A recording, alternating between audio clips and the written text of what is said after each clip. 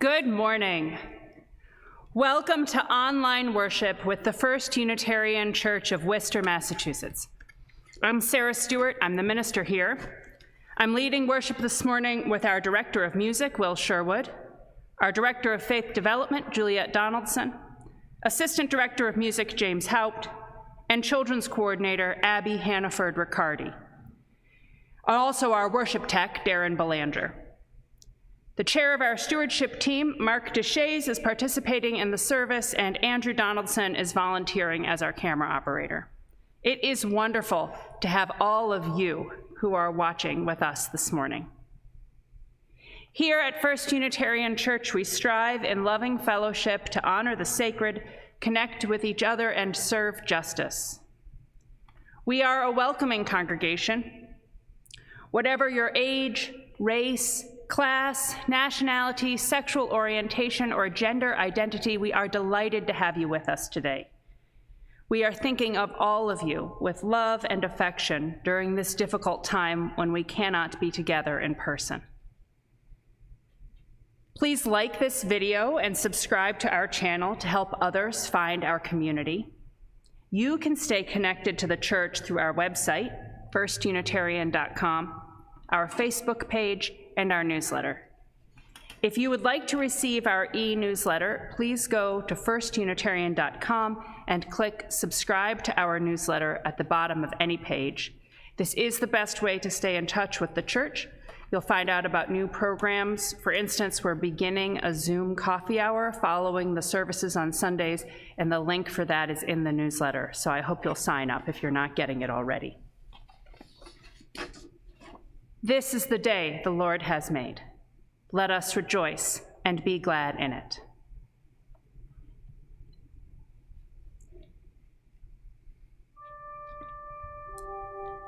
Different Ways to Pray by Naomi Shihab Nye. There was the method of kneeling, a fine method if you lived in a country where stones were smooth. The women dreamed wistfully of bleached courtyards, hidden corners where knee fit rock.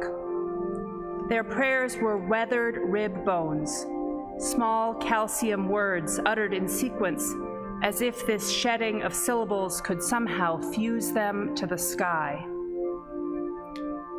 There were the men who had been shepherds so long they walked like sheep. Under the olive trees they raised their arms. Hear us!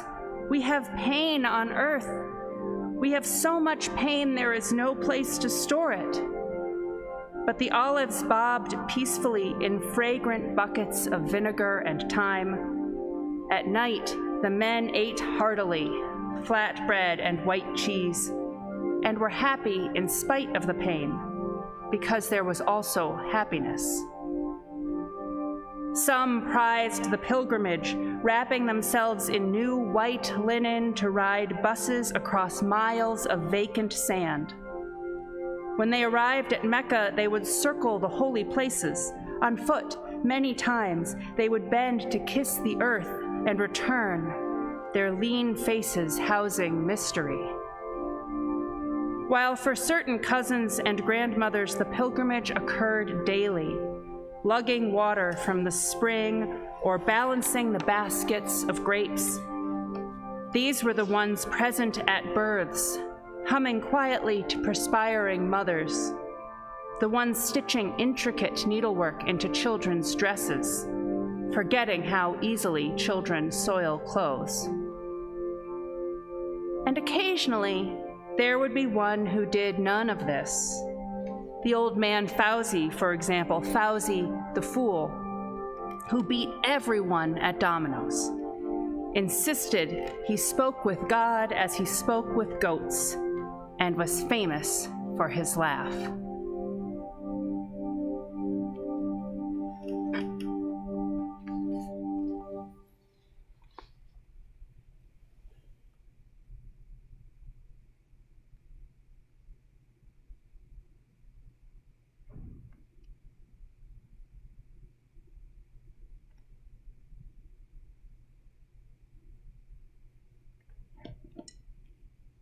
In the spirit of love, we light this chalice. I invite you to join me in renewing our covenant with the words which will appear on your screen. In the love of truth and in the spirit of Jesus, we unite for the worship of God and the service of all.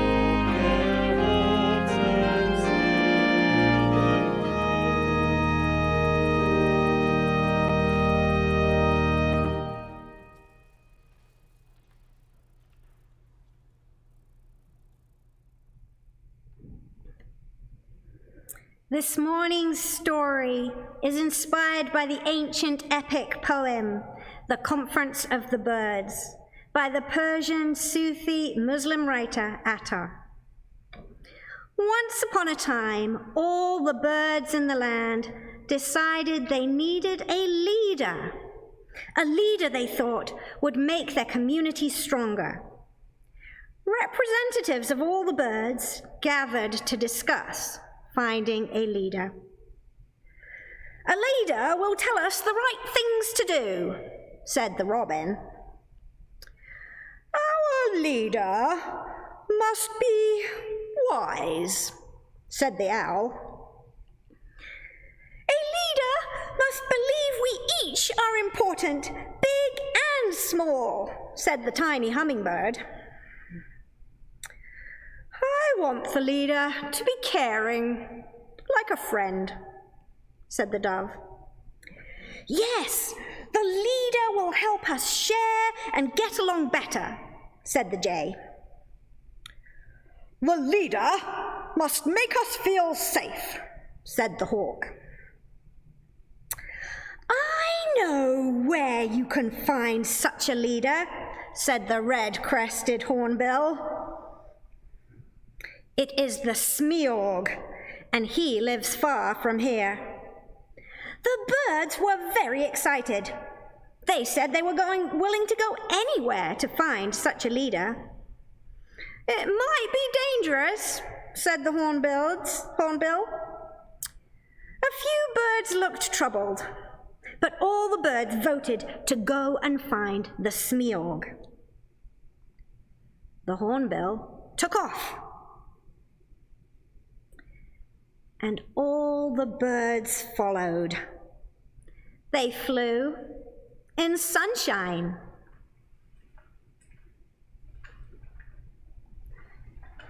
They flew at night.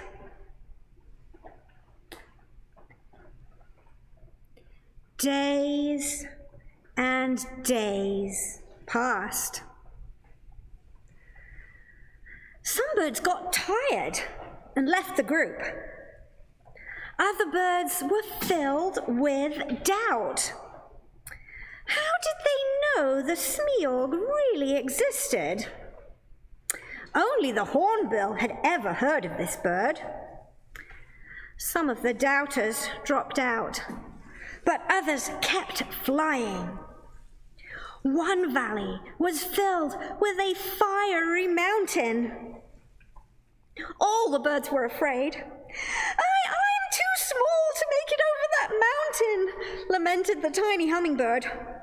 "No, keep flying. We can make it together. We will help you." And they did. The strong flyers helped the weaker flyers. The birds with good vision helped find food for the group. Along the journey, the birds learned how to better respect, share, and care for each other. It seemed that every bird had something special and unique to offer that made the journey easier. Finally, the Hornbill announced, "We are here." The other birds looked round in anticipation. "Where is the Smeorg? We don't see it," they cried. "Come, it is over here," said the Hornbill. The birds stood beside Hornbill and realized they were on the edge of a lake. They looked in and saw their own reflections. Then they understood. The Smeorg was not another bird. The Smeorg was all of them. All of them were the Smeorg. They remembered that each of them had something good and strong and special inside of them, and that each bird had gifts to bring to the community. They were all that was needed to keep the community strong. They knew now that together they could do anything.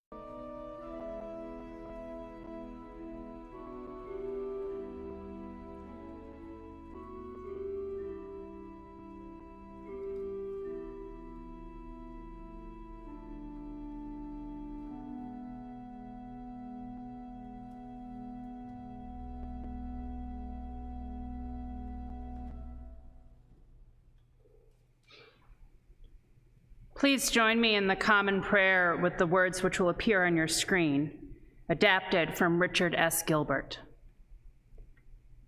We come to this moment with weary spirits, seeking rest. We come with troubles that are too much with us, hurt and afraid, or with hope in our hearts.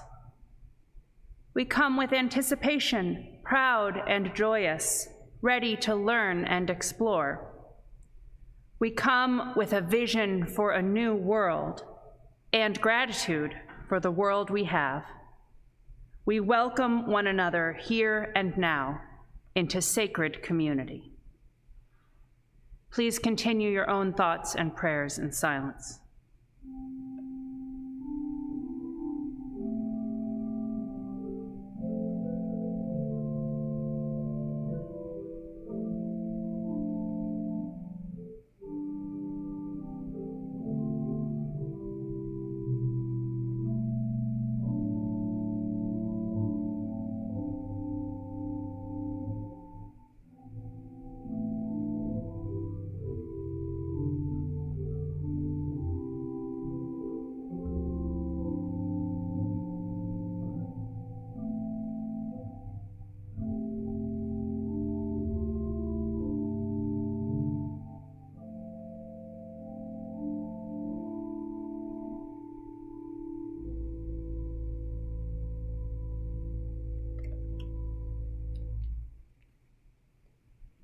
In this time of prayer, we share the joys and sorrows of our church with one another. Colleen Munson lights a candle of healing for her parents, Kathy and Steve Woodman, who are both undergoing treatment for cancers. We offer healing prayers and hold Colleen, Wade, and their family in our hearts. Ellen Foley and Haji Harris light a candle for their son, Mose, who is having surgery on Tuesday following a scooter accident. We are thinking of them all and wishing Mose a speedy recovery and return to school and play. Ginny Johnson lights a candle of prayer that loved ones and all life will be safe during the terrible West Coast fires, hurricanes, and other disasters, and that the political will to tackle climate change will greatly increase. Kara Sanford lights a candle of prayer for the critters and the plants of our planet, that people will come through for them and protect their homes and right to live. We hold all of these prayers for healing, for ourselves and for the earth in our hearts. We know there are those joys and sorrows which go unspoken in our community, and so we hold one another in compassion across the distance that separates us, as we say together the prayer of Jesus. Our Father, who art in heaven, hallowed be thy name. Thy kingdom come, thy will be done on earth as it is in heaven. Give us this day our daily bread, and forgive us our trespasses as we forgive those who trespass against us. Lead us not into temptation, but deliver us from evil. For thine is the kingdom and the power and the glory, forever and ever. Amen.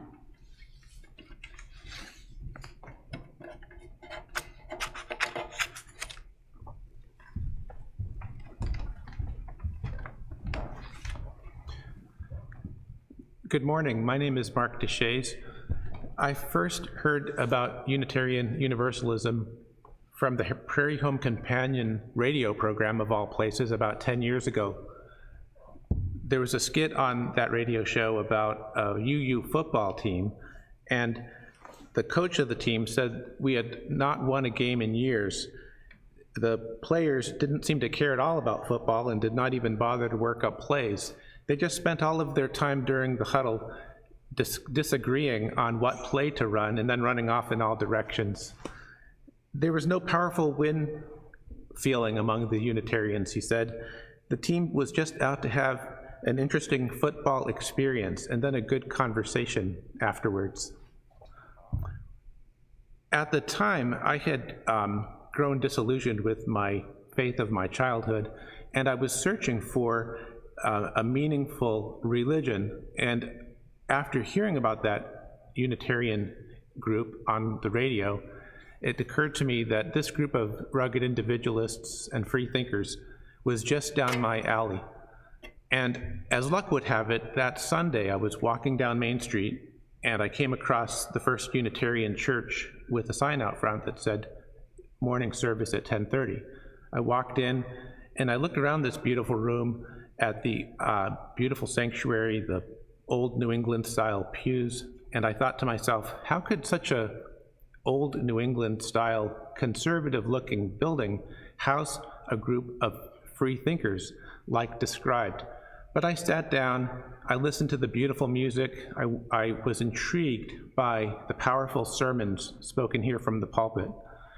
And while I felt no pressure to return, I kept coming back week after week, and about a year later joined the church by signing the book. And I got so much out of the experience on a weekly basis that I wanted to give something back. So I was able to, by helping out with the religious ed program, helping out at the shelter for homeless families here in Worcester, and more recently here on the stewardship committee. We, myself and the rest of the committee, Marjorie, Fran, Bill, and with help by Sarah, Jennifer, Lee, and others, decided one way to kick off this year's stewardship drive would be to have a musical and variety show. So please mark your calendars for 3 weeks from tonight on Sunday evening, October 4th at 6 p.m. You can check the website for the exact YouTube link. Please join us for a musical and variety show with some of the wonderful talent here at First Unitarian as a way to kick off our pledge drive to help with the church's finances for next year. Thank you.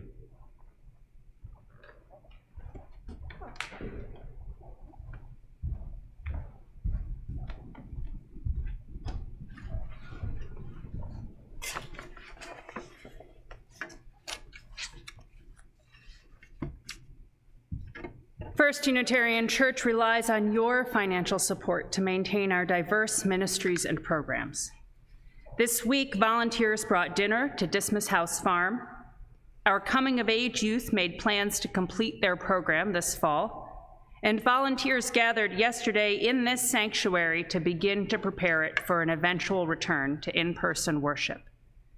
If you would like to support all we do, text 844-906-2338, followed by the amount you wish to donate to First Unitarian Church. You can also go to firstunitarian.com and click Give Online at the top of any page. I invite your generous contributions for the good work of First Unitarian Church.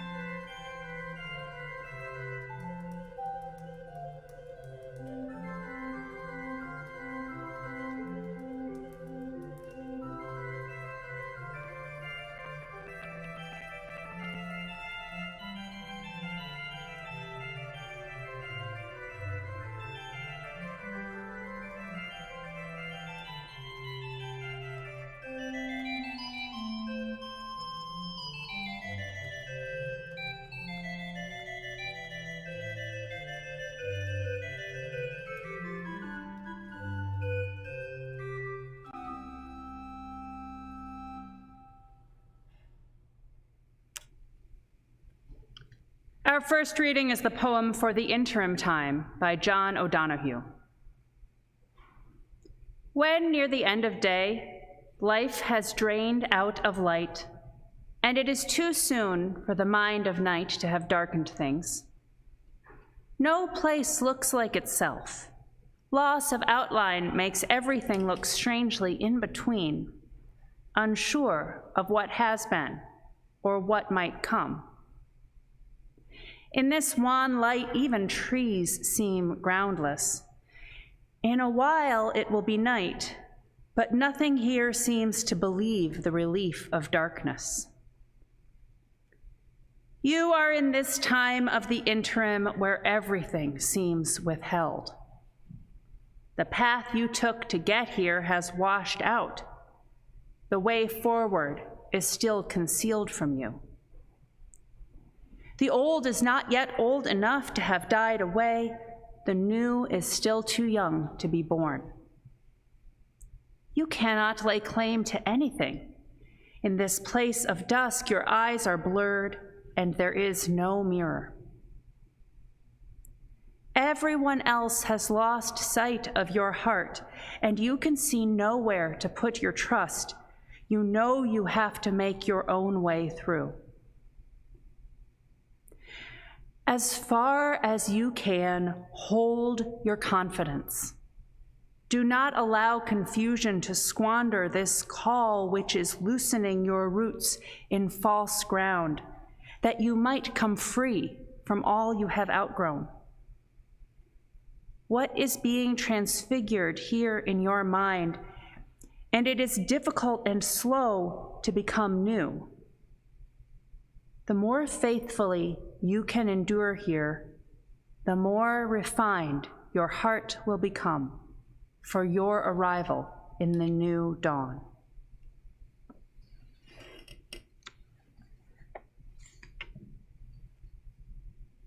Our second reading is from the prophet Isaiah, chapter 41.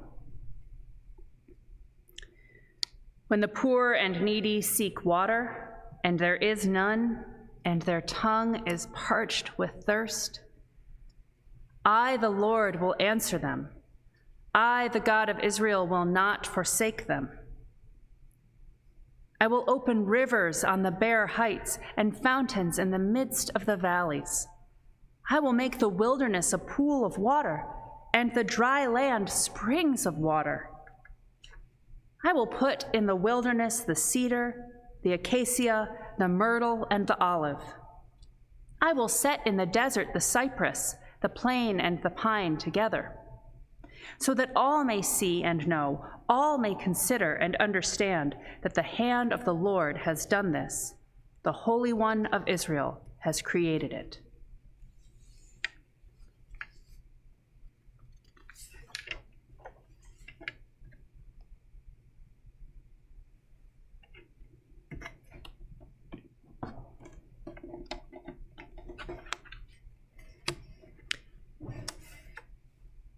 There are those days that you will always remember.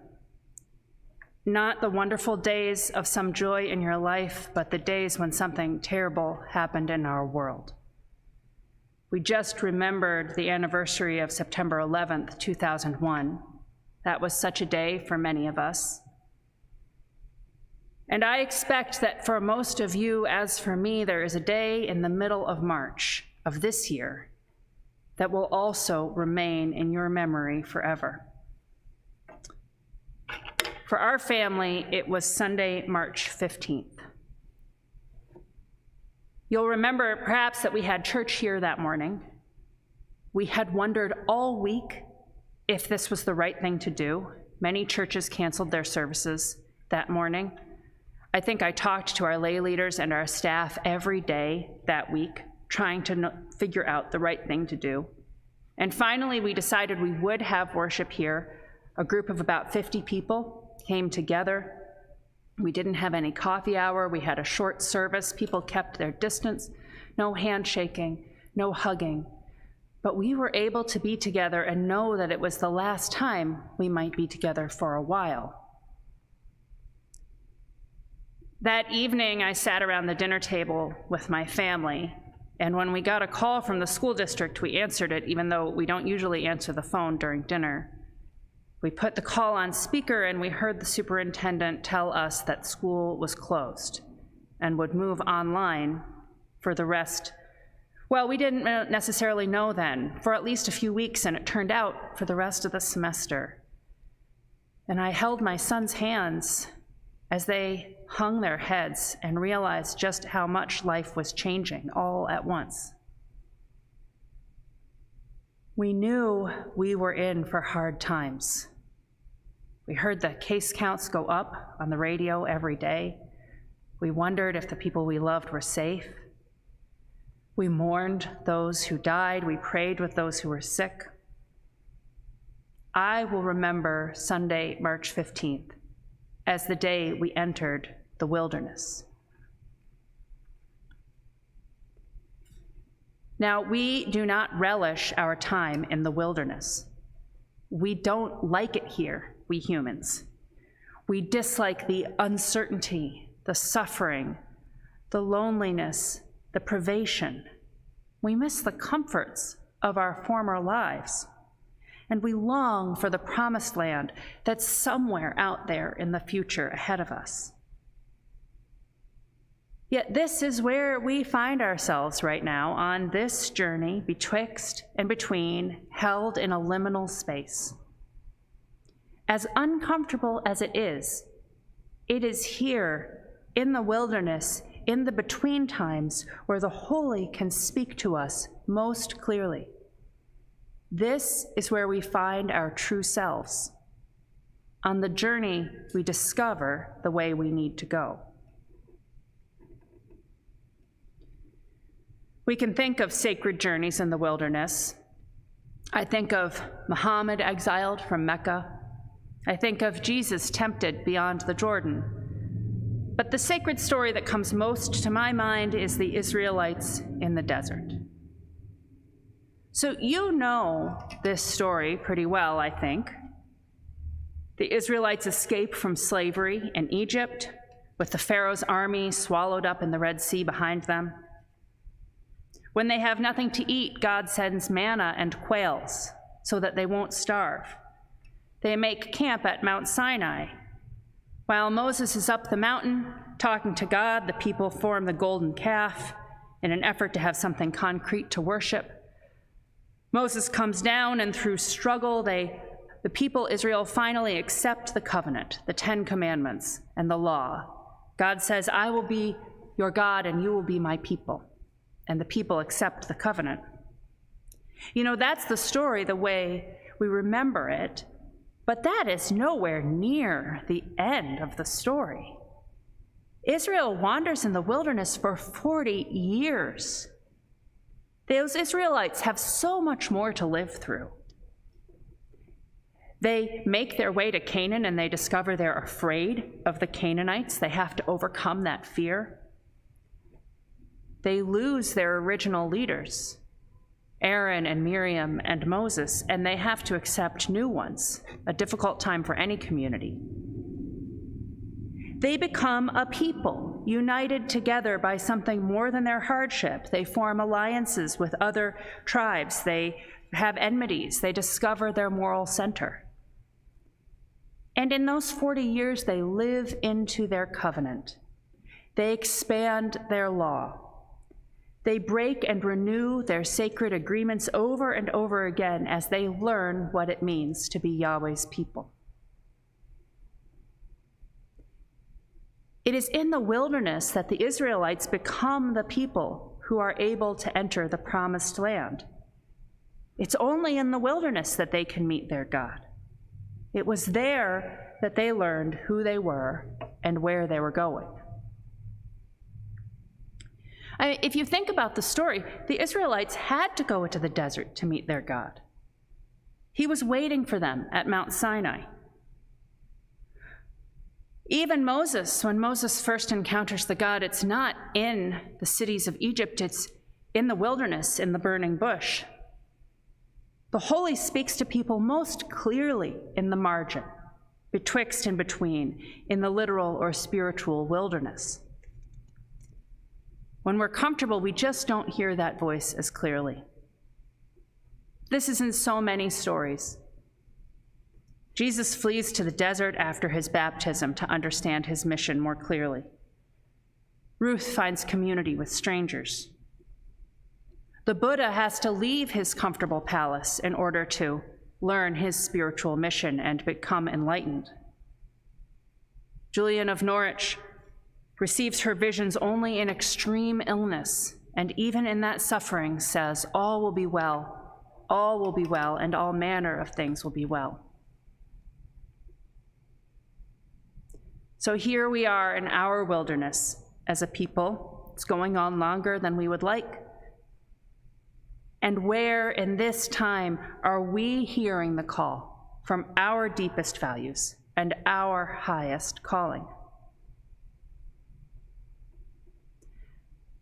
I hear the voice of God in the cry for racial justice that goes up from Kenosha, from Rochester, from Louisville, from Minneapolis, from all those places where Black and brown people have lost life and limb at the hands of the police. This is surely a divine voice calling us back into covenant, calling us to justice, calling us to hear the voice of the holy from those who are most at risk in our community.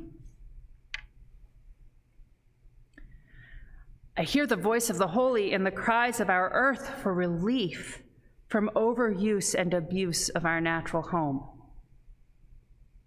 The Israelites were led by a column of cloud and fire. Can we hear the divine voice in the fires raging on the West Coast? The voice that says the planet is too hot and we must change our ways? That voice commands us to use our industry and innovation to help and not to harm. It is the divine voice of the earth itself crying out to us for peace.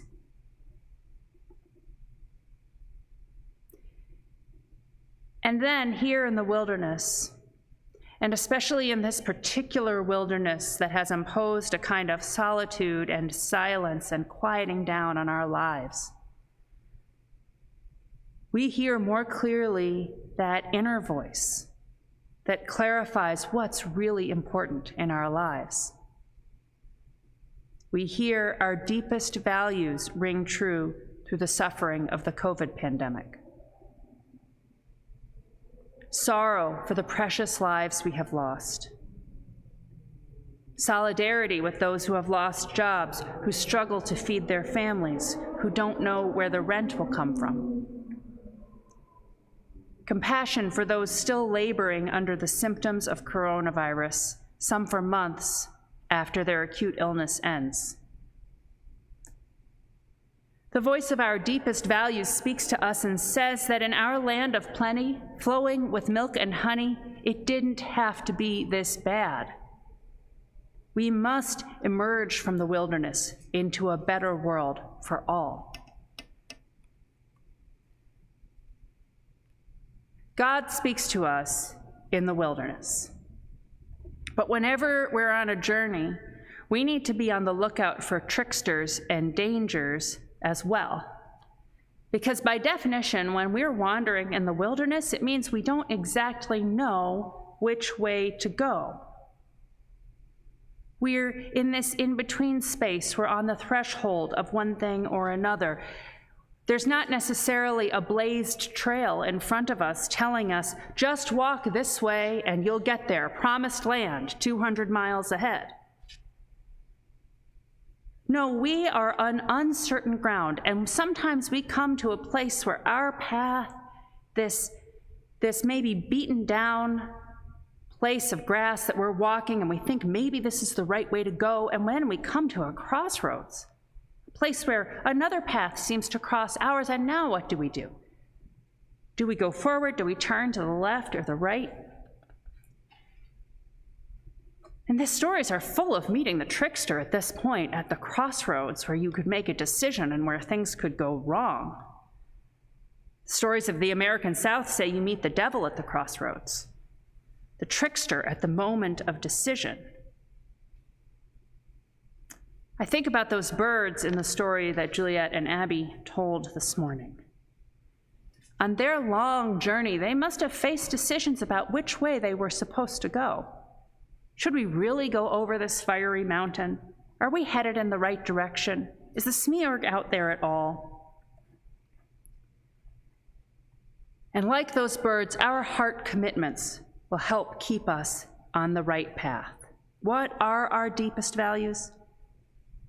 Helpfulness, caring, respect, understanding the truth, loving the truth, as we say in our covenant, and seeking after it, sharing leadership with one another, practicing honesty and community.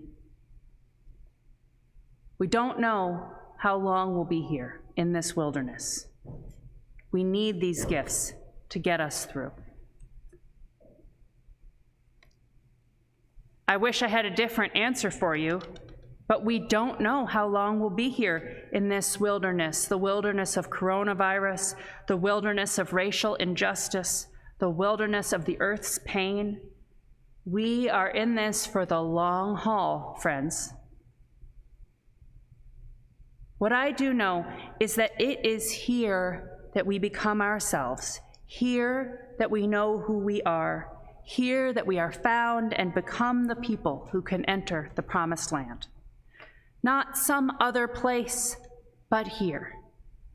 Not some more comfortable reality, but this spot betwixt and between. Not some other people, but us. Not some other time, but now. We may yet discover that on the journey, we find the promised land after all. That if love and goodness can hang together with power, even the wilderness can bloom and the dry land run with water, so that all can drink and be whole again. I love you all. Amen.